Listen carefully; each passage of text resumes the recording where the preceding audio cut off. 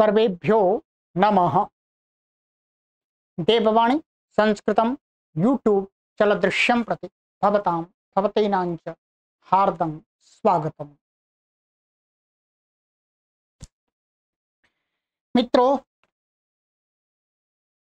पारिभाषिकः कक्षा संख्या त्रयोदशी 13वीं कक्षा को आज पढ़ेंगे।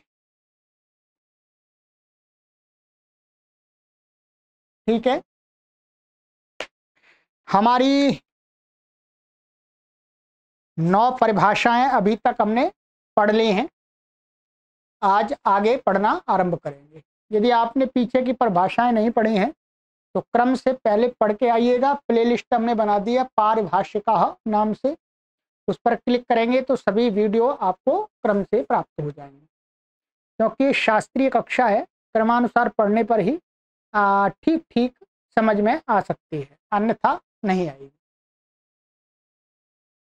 चलिएगा, और प्रौढ़ संस्कृत के पाठकों के लिए है, ये छोटी कक्षाओं वाले विद्यार्थियों के लिए नहीं है। तो हमारी 3 परिभाषाएं हो गई थी, एक तो 5 हो गई थी। एक अनेकांत अनुबंधा, एकांत अनुबंधा, एकांत अनुबंधा के पक्ष में 3 दोष आ रहे थे, उनके लिए 3 परिभाषाएं भी बना दी है। नानुबंध कृतम कृतम अनेकाल्त्वम, नानुबंध कृतम अनेजंतत्वम और नानुबंध कृतम असारूप्यम। ये आपको पूरी तरह से समझ में आ गई होगी, नहीं तो वीडियो को 2 बार 3 बार देखिएगा। ठीक है, पूरा समझ में आ जाएगा, ये मुझे पूर्ण विश्वास है। कोशिश आपको करनी पड़ेगी। ठीक है,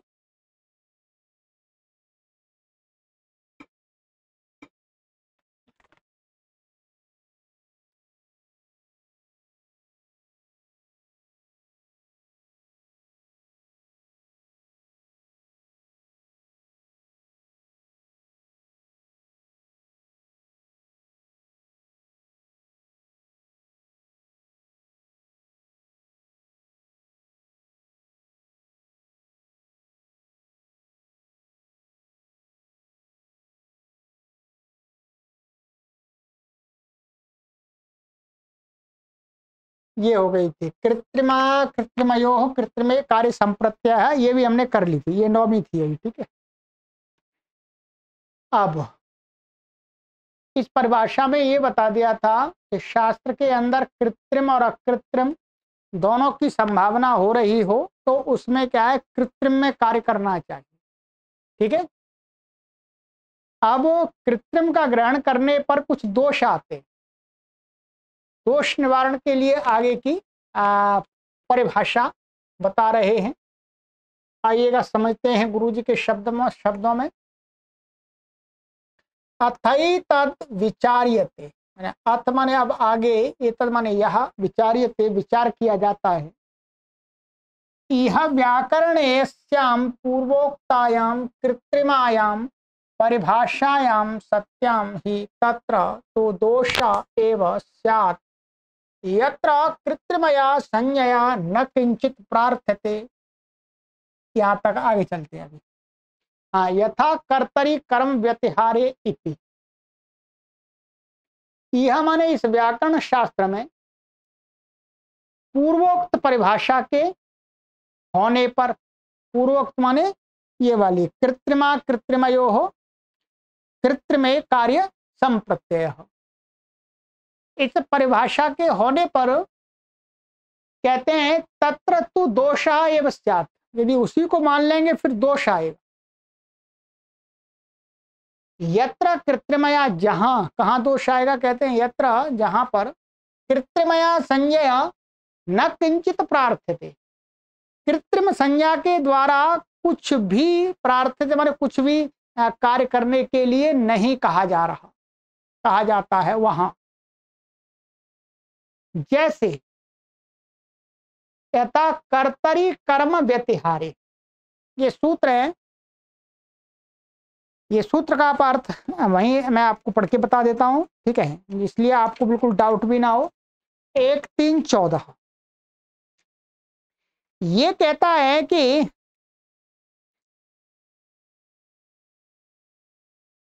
क्रियायाः व्यतिहारे विनिमये कर्तृवाच्ये धातोरात्मने पदम भवति। क्रिया का व्यतिहार माने अदला बदली हो रही हो तो कर्तृवाच्य में धातु से आत्मने पद होता है। ठीक है। अब यहां पर क्या है, जो हमने वास्तव में जो अर्थ किया है यह है कर्म। कर्म शब्द के दो अर्थ होते हैं, दो मुख्य रूप से हम मान लेते हैं अभी। एक कर्म का हम कहते हैं भाई ये कर्म कर रहा है, तो कर्म माने कुछ कार्य कर रहा है। अच्छे कर्म करता है, कोई बुरे कर्म करता है, अच्छे कार्य करता है, बुरे कार्य करता है। कर्म का अर्थ माने क्रिया हो गया, माने किसी भी प्रकार की क्रिया क्या हो गया, कर्म। और एक कर्म क्या है, जो ये क्रिया वाला है, ये कैसा है, अकृत्रिम। और एक है कर्तुरीप्सिततमम कर्म, ये आपको पढ़ा दिया, अभी बताएंगे आगे। कर्तुरीप्सिततमम कर्म ये कैसा कृत्रिम संज्ञा है। कर्ता क्रिया के द्वारा वाक्य के अंदर जिसको सबसे अधिक चाहता है उसकी क्या हो जाती है, कर्म संज्ञा। ये हो गई कृत्रिम संज्ञा, ध्यान रखेंगे, क्या हो गई, कृत्रिम संज्ञा। और कर्म शब्द में जब हम प्रकृति और प्रत्यय देखते हैं तो क्री धातु से मनिन प्रत्यय होकर के कर्मन शब्द बनता है, तो उसमें क्या करना अर्थ आता है।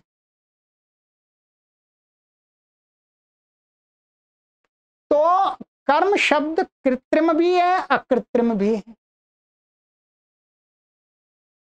अब ये कहते हैं कर्तरी कर्म व्यतिहारे, इस सूत्र में जो कर्म शब्द है पूर्व वाली परिभाषा के अनुसार तो क्या ग्रहण होना चाहिए, क्या ग्रहण होना चाहिए, कर्तम कर्तुरीप्सिततमम कर्म, वो वाला कर्म ग्रहण होना चाहिए, क्योंकि वही कृत्रिम है। और अकृत्रिम, कृत्रिम में कृत्रिम का ही ग्रहण करना चाहिए। तो कहते हैं यहां पर इसमें जैसे तो, और परंतु यहां पर क्या, कर्म शब्द से जो कर्म से कारक है उसका कोई लेना देना नहीं है। यहां पर कुछ भी उसके द्वारा कार्य नहीं कराया जा रहा, कर्म के द्वारा, उस वाले कर्म के द्वारा, जो कारक कर्म है उसके द्वारा। यह सूत्र ही कृत्रिमा कर्म संज्ञा गृह्येत चेत देवदत्तस्य धान्यम व्यतिलुनन्ति। यदि सूत्र में कृत्रिम संज्ञा का, वो कृत्रिम संज्ञा जो कर्म है उसका ग्रहण किया जाए तो क्या अर्थ आएगा, ये आएगा कि कर्तृवाच्य में कर्म का जो कर्ता को इष्ट है उसका एक दूसरे को अदला बदली हो रही हो, तो क्रिया से आत्म धातु से आत्मनेपद होता है, कर्तृवाच्य में ये अर्थ आएगा। ठीक है। यदि कृत्रिमा कर्म संज्ञा गृह्येत ग्रहण होवे चेत तत्का देवदत्तस्य धान्यम व्यतिलुनन्ति, देवदत्त के धान्य को व्यतिलुनन्ति। इसका पूरा अर्थ क्या है, पूरा अर्थ ये कोष्ठक में बता रहे हैं। देवदत्तस्य स्वभूतम धान्यम लवन क्रियया भृति रूपेण अन्य स्वीकुर्वन्ति, ये अर्थ है इसका कि देवदत्त का जो धान्य है, अनाज है, धान, उसको कोई व्यक्ति, जो दूसरे व्यक्ति हैं, जो नौकर हैं, नौकर काटने वाले, लवन क्रिया माने काटने की क्रिया के द्वारा,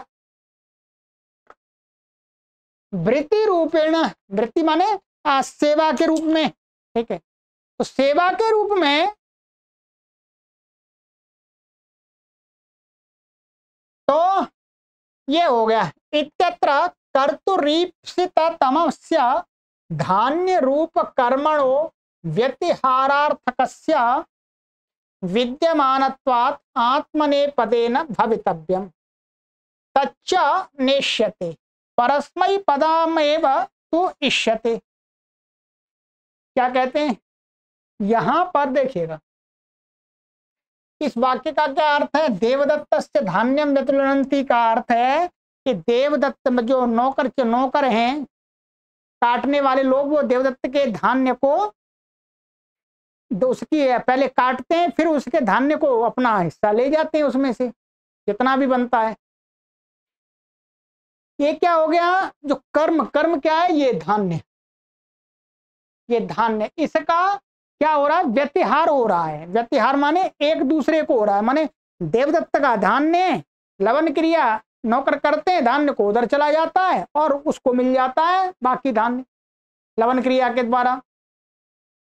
तो ये व्यतिहार हो रहा है, कर्म का व्यतिहार। ठीक है, देवदत्त के धान्यों को नौकर ग्रहण कर रहे हैं, स्वीकार कर रहे हैं, तो यहां पर आत्मनेपद प्राप्त हो रहा है। यहां पर बस यदि कृत्रिम संज्ञा का ग्रहण होगा तो, जबकि यहां पर हमें करना ही नहीं आत्मनेपद।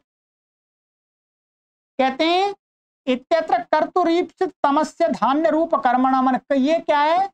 कर्तुरीप्सितम तमम कर्म, कर्म से क्या है? कर्म संज्ञा है इसकी। तो इस कर्म की व्यतिहारार्थकस्य, व्यतिहार माने देवदत्त का था, वो दूसरे को जा रहा, वो स्वीकार कर रहे हैं। विद्यमानत्वात्, ये व्यतिहार विद्यमान है, तो आत्मनेपदेन भवितव्य, आत्मनेपद होना चाहिए।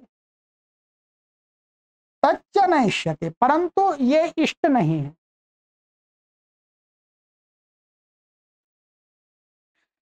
परस्मै पदमेव तु इष्यते, यहां पर इष्ट क्या है? परस्मै पद।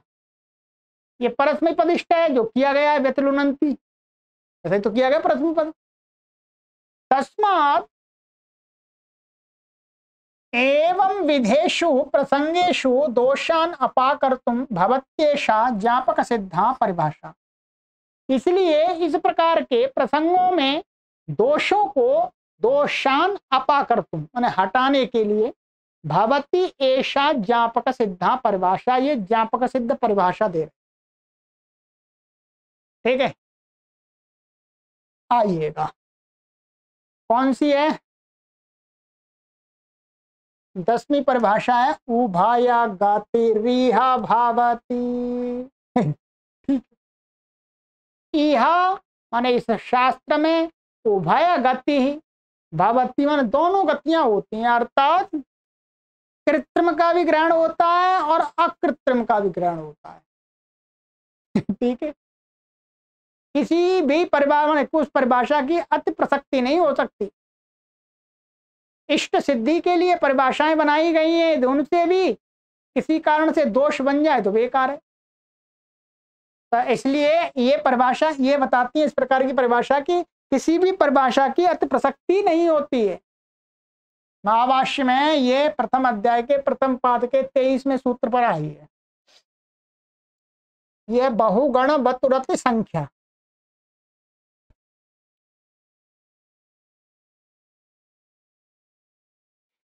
इह व्याकरण शास्त्रे उभयमपि गृह्येत अर्थात् क्वचित कृत्रिमायाः शास्त्रीयायाः क्वचिच्चाकृत्रिमायाः लौकिक्याः संज्ञाया ग्रहणं भवति। ठीक है, ये कहते हैं इस व्याकरण शास्त्र के अंदर महर्षि पाणिनि के व्याकरण में उभयमपि गृह्यते, दोनों प्रकार गृहीत होते हैं। अर्थात क्वचित कृत्रिमायाः माने शास्त्रीय जो संज्ञा है, क्वचित अकृत्रिमाया और कहीं पर अकृत्रिम का मैं लौकिक्या अर्थात प्रकृति प्रत्यय योग के द्वारा जो अर्थ निकलता है उसका। संज्ञाया ग्रहणम भवति, संज्ञा का ग्रहण होता है। जैसे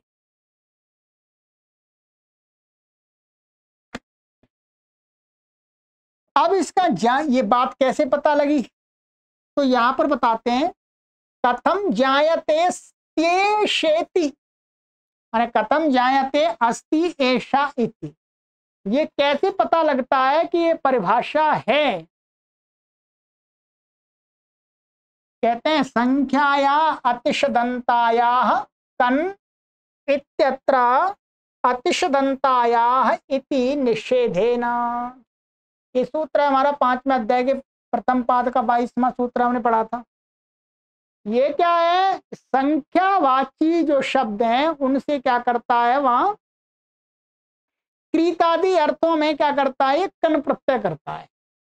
क्या करता है, कन। और ये यहाँ पर संख्या कह करके फिर यह निषेध कर रहे हैं कि ती अंत वाली और शत अंत वाली, ती अंत में जिनके ऐसी संख्या और शत शत अंत में, जैसे विंशति, एक विंशति के अंत में ती है, और त्रिंशत, एक त्रिंशत, द्वात्रिंशत, इसमें इसके अंत में क्या है, शत है। ठीक है, तो इन संख्याओं से नहीं होगा, इनको छोड़ करके। ठीक है, अब कहते हैं ये आतिशदंताया इति निषेधेन कथम कृत्वा ज्ञापकम।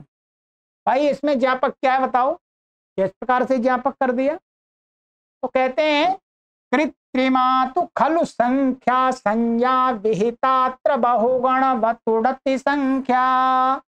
ध्यान दीजिएगा, तो संख्या संज्ञा करने वाला हमारा जो सूत्र है वो कौन सा सूत्र है, बहुगण वतुड़ति संख्या। एक तो ये है, ठीक है, बस मुख्य रूप से यही है, और तो है भी नहीं इसमें। ठीक है, तो कृत्रिमा, अच्छा है ये क्या है, बहुगण वतु, बहु शब्द की और गण शब्द की और वतु, वतु प्रत्यय और डति प्रत्यय है। ठीक है, इन प्रत्यंत शब्दों की संख्या संज्ञा कही है। ठीक है, न च खल्वत्र काचित्यंता वा शदंता वा संख्या अस्ति। भाई शास्त्रीय संज्ञा के अनुसार तो महर्षि पाणिनि ने कहीं पर भी टी अंत वाले जो शब्द हैं उनकी संख्या संज्ञा नहीं कही, और शत अंत वालों की संख्या संज्ञा नहीं कही है। कहाँ कही, कहीं नहीं कही, कहीं नहीं कही। किम पुनः निषेधेन, फिर भाई इसमें निषेध करने का लाभ क्यों, महर्षि पाणिनि ये क्यों निषेध कर रहे हैं, कुछ तो विशेष है। तो कहते हैं इसको जो निषेध करना ज्ञापित करता है, अतो निषेधस्तु व्यर्थ एव। तो कहते हैं जो ये निषेध है, इसलिए अतः इसलिए निषेधस्तु व्यर्थ, ये जो निषेध व्यर्थ ही हो रहा है, तो पूरा भाई व्यर्थ ही तो हो रहा है। जब महर्षि पाणिनि ती अंत वाले शब्दों की, शत अंत वाले शब्दों की संख्या संज्ञा की नहीं है, तो फिर उससे तो प्राप्ति नहीं होगा संख्या कहने से। पर निषेध कर रहे हैं, इसका मतलब कुछ तो दाल में काला है। दाल में काला क्या है, कहते हैं व्यर्थ, व्यर्थीभूते न निषेधे न जायते यत कृत्रिम संख्या संज्ञा तो भिन्ना अर्थात अकृत्रिमा लौकिकी संख्या संज्ञा गृह्यते कन विधायके सूत्रे। इससे व्यर्थ होकर के ये ज्ञापित होता है कि कृत्रिम संख्या जो संज्ञा है उससे भिन्न जो लौकिक अकृत्रिम संख्या है, भाई 1 2 3 4 5, चलो 4 5 1 2 3 4, इनकी कहीं पर भी संख्या संज्ञा नहीं कही। आगे जो षडांता शट है, ध्यान रखेंगे, ये बात वहां पर ही निकल के आ गई थी वैसे। ठीक है, वहां पर ये कहा था शकारांता नकारांता च या संख्या। जब शकारांत और नकारांतों की कहीं पर संख्या संज्ञा ही नहीं है, फिर वहां और उसकी षट संज्ञा कर रहे हैं। इसका मतलब महर्षि पाणिनि ने षडांता षट सूत्र पर भी ये स्वीकार किया है कि लौकिक जो नकारांत और सकारांत उनकी भी, शकारांत उनकी संख्या संज्ञा होती है, वहां पर भी ये बात ज्ञापित होती है, और यहां तो स्पष्ट हो ही रही है एकदम। तो ये कहते हैं कि संख्या संज्ञा गृह्यते कन विधायक सूत्र में, उसमें अतिशंताकन में विधा ग्रहण हो रहा था लौकिक का, तो उसका निषेध करना है। ठीक है, तो वही कहते हैं लौकिकीषु संख्यासु च सन्ति विंशत्यादयः त्यन्ताः संख्याः त्रिंशदादयश्च षदन्ताः। तो लौकिक संख्याओं में तो क्या है, विंशति आदि ती अंत वाली है, और संख्या और त्रिंशद आदि वाली में क्या शतांत में दिख रहा है। एताभ्यः कन प्रत्यय से निषेधेन सार्थक एवं निषेध। अब क्या है, इन ती अंत वाली और शतांत वाली संख्याओं से कन का निषेध करना अब क्या हो गया, सार्थक हो गया। क्या हो गया, ये सार्थक हो गया, स्वार्थ सिद्ध हो गया। परार्थ, परार्थ क्या मिल गया, अन्यत्र च प्रयोजनम अस्ति। इस बात से यहां पर एक तो ये सिद्ध हो गया कि दोनों प्रकार की संज्ञाओं का ग्रहण हो रहा है शास्त्र में। इससे लाभ ये मिल गया, अन्यत्र च प्रयोजनम अस्ति। दूसरी जगह प्रयोजन ये है कि कर्मणि द्वितीया 2-3-2 इत्यत्र कर्तुरीप्सित तमम कर्म इति सूत्रोक्ता कृत्रिमा कर्म संज्ञा गृह्यते। देखिएगा क्या हो गया, एक कर्मणि द्वितीया, इसमें तो कौन सा कर्म, कर्म क्रिया को नहीं कह रहा है यहाँ पर, कर्म माने कर्तुरीप्सित तमम कर्म, ये वाला ग्रहण हो गया कृत्रिम संज्ञा, ठीक। और कर्म संज्ञा गृह्यते, कर्तरी कर्म व्यतिहारे इत्यत्र च कर्म शब्देन अकृत्रिमस्य क्रिया रूपस्य अर्थस्य ग्रहणम भवति। और लव इसमें क्या है, इस बार ये जो कर्म है इसमें क्या है, कर्म शब्द के द्वारा अकृत्रिम जो क्रिया रूप है, कर्म माने क्रिया, उसका ग्रहण हो गया। दोनों की बात बन गई। तथा ही कृषि वाला व्यतिलुनते इति क्रियायाः व्यतिहारत्वात् आत्मनेपदम जातम। इस प्रकार से क्या हो गया, इस सूत्र से कर्तरि कर्म व्यतिहारे से कृषि वाला व्यतिलुनते, कृषि वाला माने कृषक लोग हैं, वो एक दूसरे के खेतों को काटते हैं। तो अब यहाँ पर कर्तुरीप वाला कर्म नहीं है, माने क्या है, क्रिया रूपी कर्म है काटना, और उसमें व्यतिहार है क्रिया का, तो यहाँ पर आत्मनेपद हो गया। इति क्रिया या व्यतिहारत्व, क्रिया के व्यतिहार होने से आत्मनेपदम जातम, आत्मनेपद हो गया।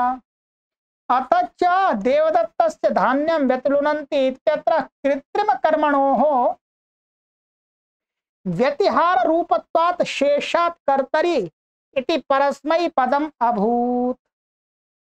अब क्या है, यहां पर क्या है, कर्म क्रिया रूप कर्म का ग्रहण होगा, तो इससे क्या, देवदत्त से धान्यम व्यतिलुनन्ति, यहाँ पर क्या, कृत्रिम कर्म का व्यतिहार रूपत्वात्, यहां पर क्या, कृत्रिम जो कर्म है, कृत्रिम माने क्या, संज्ञा जो पाणिनि की संज्ञा है कर्तुरीप, इसके कारण से यहाँ पर ये सूत्र नहीं लगेगा, क्योंकि ये तो अकृत्रिम कह रहा है, ये कृत्रिम है, तो इसलिए यहाँ पर ये सूत्र नहीं लगा। व्यतिहार रूपत्वात् शेषात् कर्तरि परस्मै पदम से यहाँ पर क्या हो गया, परस्मै पद हो गया, ठीक है। अर्थात इस सूत्र की शर्त यहाँ पर नहीं घट रही, तो शेषात् कर्तरि परस्मै पदम से परस्मै पद हो गया। और देख, कर्तरि कर्म व्यतिहारे इति आत्मने पदम न अभूत, ऐसा संधि करके जोड़ दिया, ठीक है।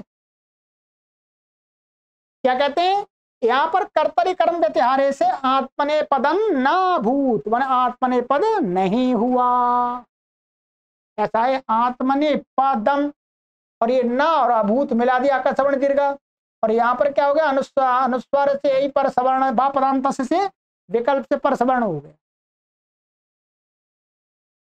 ये हो गया। चलिएगा,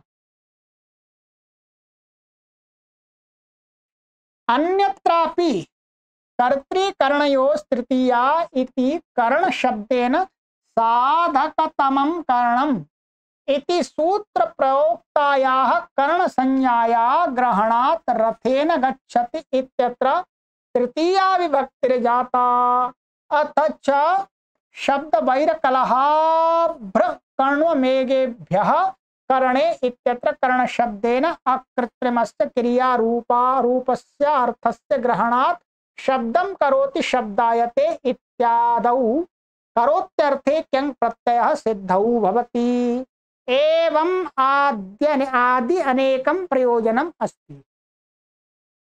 अब इसको समझा देता हूं मैं।